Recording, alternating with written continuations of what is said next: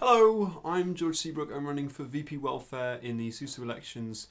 You can vote from the 29th of February until the 4th of March. As the physical campaigning begins today, and I haven't had as much of an online presence as perhaps some other candidates, I figured I'd get started on explaining my manifesto in a bit more detail. To that end, I've enlisted the help of one of my professors to go through my manifesto in 5 videos I'll be posting this week, Monday to Friday, on the Facebook page and on my YouTube account.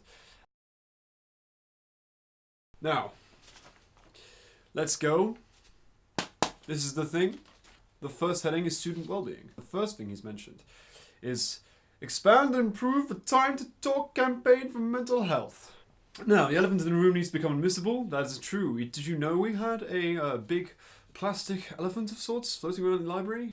Need to provoke a discussion rather than engage the already enlightened, so that the elephant can be used to make SUSU services more visible and make it easier for students to go and ask for help. Now, it might be a good idea to perhaps move the elephant to a more visible location, even if you moved it, say, from behind the barriers in the library, but in front of them. At least making it easier for it to be seen and not be ignored, coupled with some really engaging and incisive video materials that gets shared a lot by halls officers and society welfare officers. You could really start to provoke a discussion about mental health. On to the next one. He says he wants to continue to improve a reinvigorated You're More Than campaign.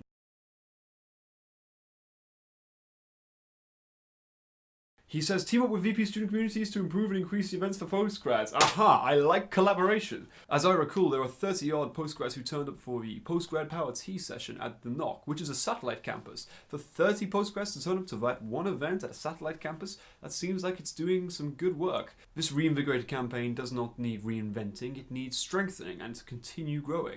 Work with VP Education to ensure that students are aware of their rights and abilities, such as with special considerations. It's very important that students know that they needn't be ashamed of their problems. It's important we let students know that they're within their rights to ask for help. Facilitate more relaxed socializing. Exactly.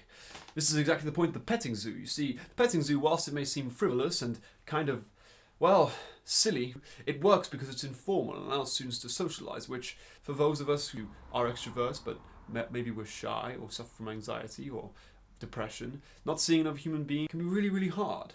Enabling more social activities like the petting zoo and increasing the diversity of them.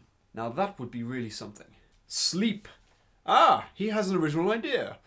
Students are famous for engaging in unhealthy sleeping habits, but they take a significant toll. We need to make the information for changing them both readily available and appealing, otherwise 9 a.m.s will become even more distant goals. Way too many of my students can't even make my 10 a.m. lecture. I do indeed believe tackling the issue of sleep among students, particularly for freshers. Fresher week is a delightful time, but you do end up establishing certain bad habits in it.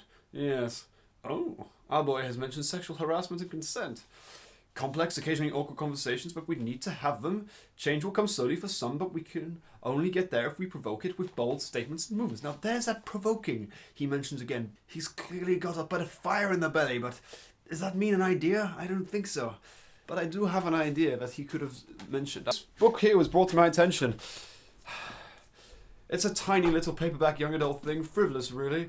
I shouldn't treat books like that. If we use things like that, films and books that are already in the atmosphere, that book would be a great place to start to help engage a wider audience.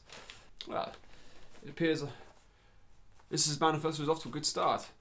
You yourself can read it more in detail. Just go to susu.org, click on the elections tab, and scroll and move down to full-time candidates, and then find George Seabrook at the bottom under VP Welfare Candidates. You'll be able to read his manifesto there and find out for yourself if you want to vote for him.